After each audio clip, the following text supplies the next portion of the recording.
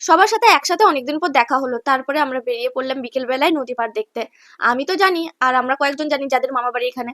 কিন্তু যারা হচ্ছে বাইরে থেকে এসেছে তারা তো জানে না, তাই তাদেরকে নদীর পাড় দেখাতে যাচ্ছিলাম।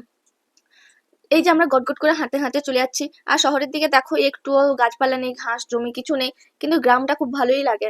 দেখো চারিদিকটা সবুজ আর সবুজ। তারপরে এই যে আমরা নদীর পাড়ে চলে এসেছি, এই পাশে নদীর পাড়টা না খুব নোংরা। আগে যখন স্নান করতে আসতাম তখন কিন্তু খুব পরিষ্কার ছিল। তারপরে ধীরে ধীরে এই পাশটাও নোংরা হয়ে গেছে। খুব ছোট সময় আসতাম, তারপরে আর আসা হয় না, নিয়েও আসে না। কারণ নদী ধারে না এত কিছু দুর্ঘটনা ঘটেছে, ভয়ে আর কেউ নিয়ে আসতে চায় না। তারপরে এই যে এই পাশটা নোংরা বলে আমরা অন্যদিকে চলে যাবো। আমি তো জানি না এইখানে যারা থাকে মানে আমার সিধু মামা আর কয়েকজন যারা এখানে থাকে তারা আমাদেরকে নিয়ে যাচ্ছে। তারপরে আমি জমিতে লঙ্কা দেখে নিয়েছি, লঙ্কা পাড়তে শুরু করে দিয়েছি। কারণ আমার লঙ্কা খেতে খুব ভালো লাগে আর লঙ্কার গন্ধটা তো শুনলেই মনে হয় খেয়ে নি। আরে এতজন মিলে যাচ্ছিলাম দেখো, ভিড় জমে গেছে, যাওয়ার রাস্তা খুঁজে পাচ্ছিল না, তাই সবাই লাইন দিয়ে শুরু করেছে হাঁটা। তারপরে এই যে অন্যদিকে মানে অন্য পাড়ে যখন যাবো বলছি, এই যে অন্যদিকে চলে এসেছি। এপাশে রাস্তাটাতে আসা হয়নি আমার কখনো, আমি এই প্রথম এসেছি। আমারও দেখা হয়ে গেল এই পাশটা।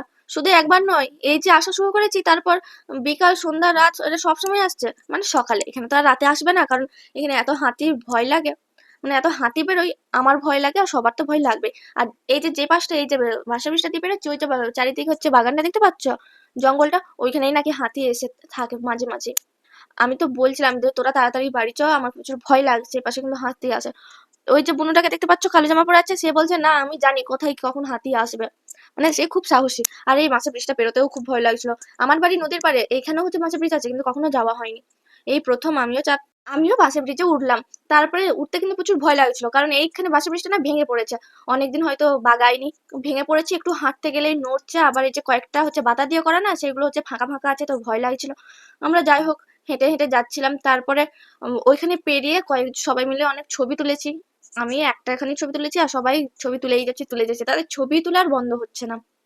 সে যাই হোক, একটু তো ঘোরা তো হলো। এই পাশে তো আমার কখনো আসা হয়নি আর কখনো আসতামও না হয়তো, কিন্তু সবাই এসেছে বলে আসাটাও হলো। তো কেমন লাগলো ভিডিওটা? টাটা।